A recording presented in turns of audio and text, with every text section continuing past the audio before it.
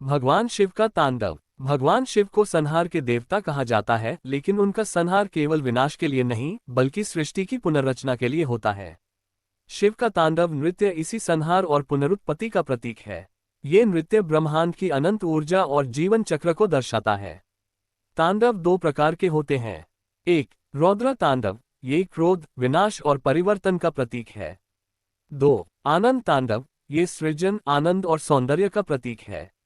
शिव के तांडव का महत्व। तांडव नृत्य ब्रह्मांड की गति को दर्शाता है। शिव के इस नृत्य से ही सृष्टि का निर्माण, पालन और संहार होता है। जब शिव तांडव करते हैं तो उनकी हर मुद्रा, हर गति एक विशेष शक्ति का प्रतीक होती है। शिव के तांडव से जुड़ी प्रमुख कथाएं। एक, जब शिव ने सती के वियोग में तांडव किया।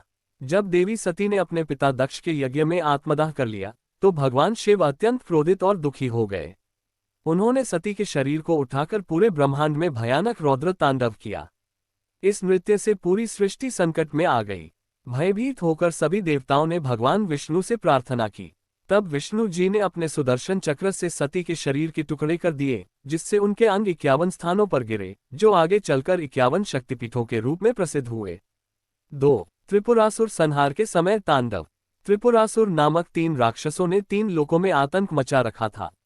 देवताओं की प्रार्थना पर शिव जी ने रौद्र तांडव करते हुए एक ही बाण से तीनों राक्षसों का संहार कर दिया।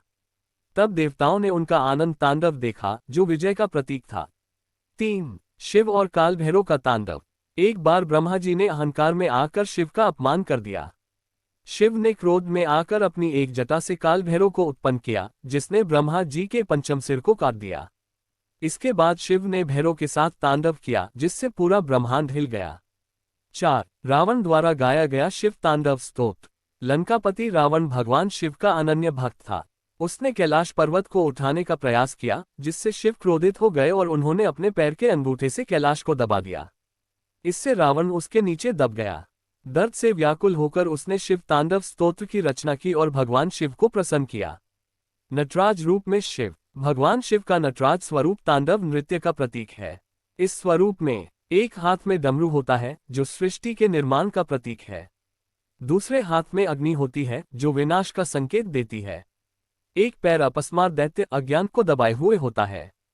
दूसरा पैर नृत्य मुद्रा में ऊपर उठा होता है, जो मोक्ष की ओर जाने का संकेत देता है। शिव तांडव का आध्यात्मिक अर्थ। शिव का तांडव केवल नृत्य नहीं बल्कि ब्रह्मांडीय शक्ति का प्रतीक है। ये बताता है कि हर विनाश के बाद एक नई शुरुआत होती है। ये हमें सिखाता है कि जीवन में परिवर्तन ही एकमात्र शाश्वत सत्य है। निष्कर्ष, भगवान शिव का तांडव संहार का नहीं बल्कि सृजन और परिवर्तन का नृत्य है।